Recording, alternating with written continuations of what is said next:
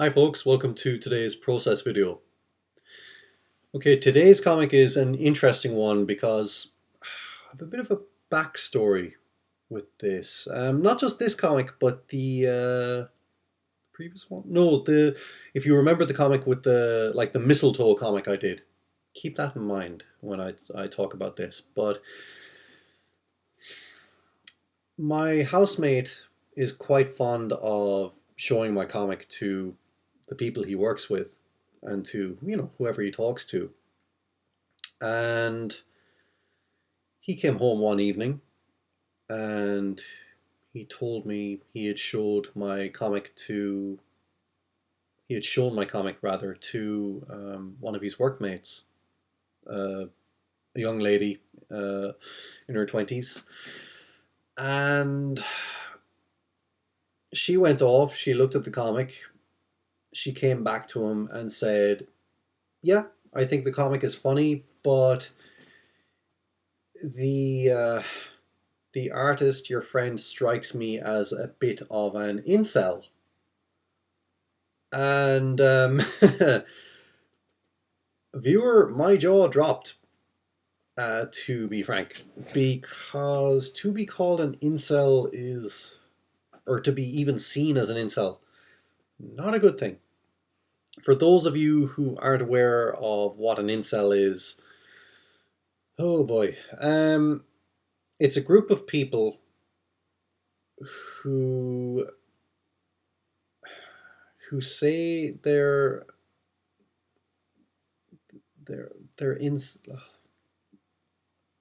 I don't know what it is exactly. Like that they choose to be celibate, but they use that as an excuse to have incredibly shitty views. Pardon my French, but incredibly shitty views about women. Like, I mean, there've been a few murders over the past few years thanks to self-described incels. So you can imagine I wasn't exactly. I was a bit worried to have a complete stranger look at my comic and immediately think this guy is an incel. So I was okay. There was a weird noise out there. It sounded like a ghost. But anyways, so I was racking my brain, trying to think, what is it about my comics that gave this person this impression of me? And I came to the conclusion, and some others on Twitter did also, that a lot of my comics don't have women in them, do they? Women or girls at all. Like, it's all guys and men. I mean, that's not to say I haven't drawn women in my comics, but I'm ashamed to say I haven't drawn them all that much. And I'm wondering if my choice of humor, like the slightly cynical bent to my work, and the fact, like coupled with the fact that I women don't really show up in my comic all that much, I'm worried that's possibly what gave this woman that impression of me from my work. So even if it wasn't that, the fact that I don't draw women all that much in my comics, like, that's not good. That's something I really need to change. And the mistletoe comic, it was one attempt at doing that, and today's comic is the same. Like, if you look at my original process post for this, the initial concept was just going to be just a fairly featureless peg character, which just refers to like a character that's basically just a head, a body, arms, and that's about it. Like, there's no real distinctive features to it. And I challenged myself with this comic to not just go for an interesting character design, but to but just to draw like the opposite sex as well. And I know how stupid that sounds, but I do have a growing audience now. I mean, I do have quite a large audience, and I mean, my audience isn't just guys.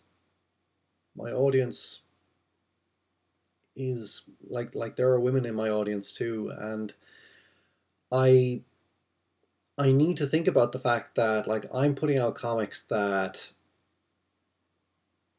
a guy can read them and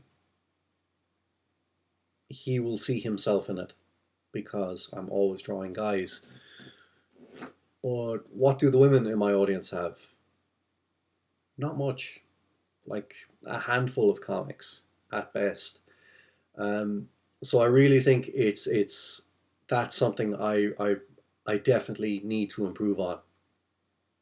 Not just in terms of like for my audience or anything, but just for me as well. Like it would be good to branch out and just draw more varied characters from both sexes.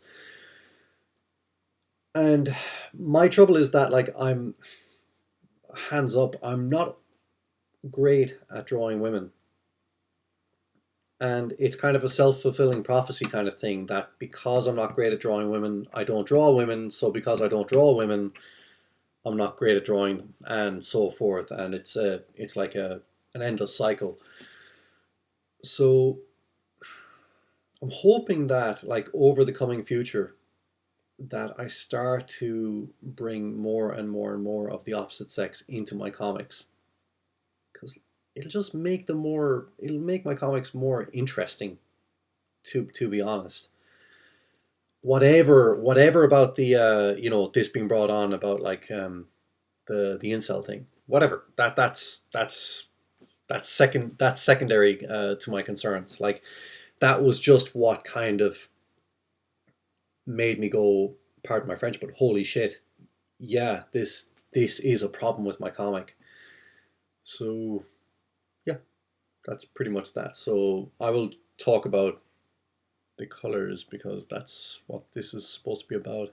Um, Actually, before I get to talk about the colors, um, if you're watching this video and you would like me to talk about things other than my color process, if you have any questions or anything that you'd like me to answer in like a future video, please let me know. Like there's comments that you can. There should be like yeah, there'll be comments like underneath the video on my Patreon page, or you can private message me on Patreon. But basically, if you have any questions, like a specific thing about my process, like that you want to know a bit more about, please let me know because I would be more than happy to let you know. Because I'm kind of worried that with these process videos that I'm basically kind of just repeating myself, saying variations of the same thing over and over again, and I'm worried that that may be getting a bit boring for you. So if it is, please let me know, and yeah, I will try to change things up as a result. So, anyways, talk about the color for today's comic. I Even though there's a girl in this comic, I kind of wanted to. At first, I wanted to avoid going for quote unquote girly colors, as in stereotypical colors.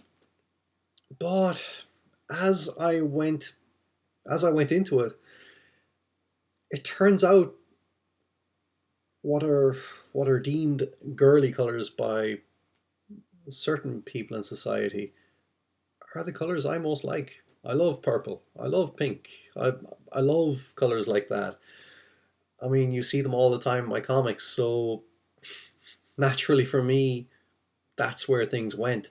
Um, like originally, I was going for, if you look at I don't know where we are at the video right now, in the video right now, but um, originally I was going to go for kind of like a green color to the girl's hat and coat, but I very quickly realized it just made her look like Link from The Legend of Zelda, which I didn't want. So obviously, I kept tinkering and tinkering and tinkering, and what do you know? Everything ended up pink and purple. But they're colors I really like, so there you go.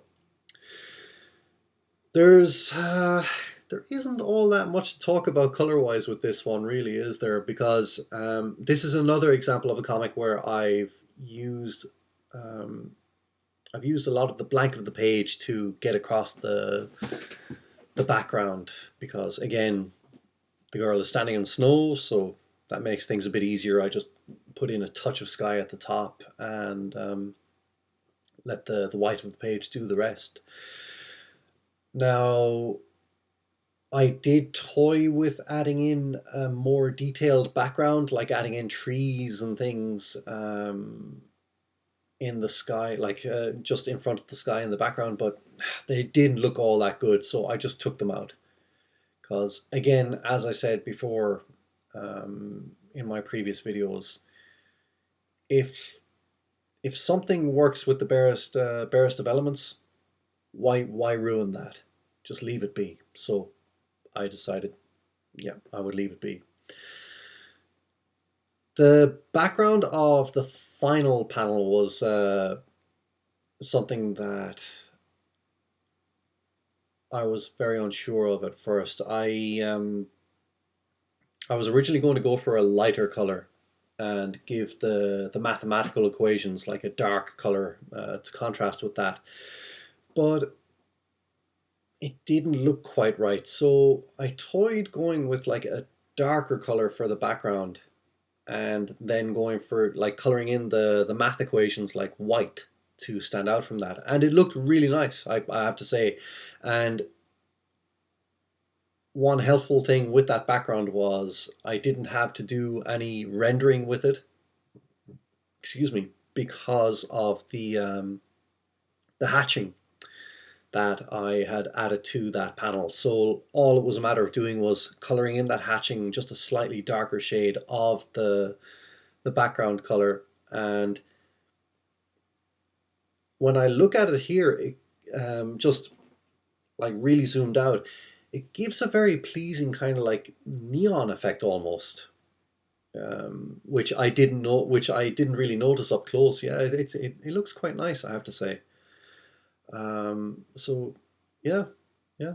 So that's pretty much it. I will leave it at that. Thank you very much for watching, and I will talk to you at the next video. Take care.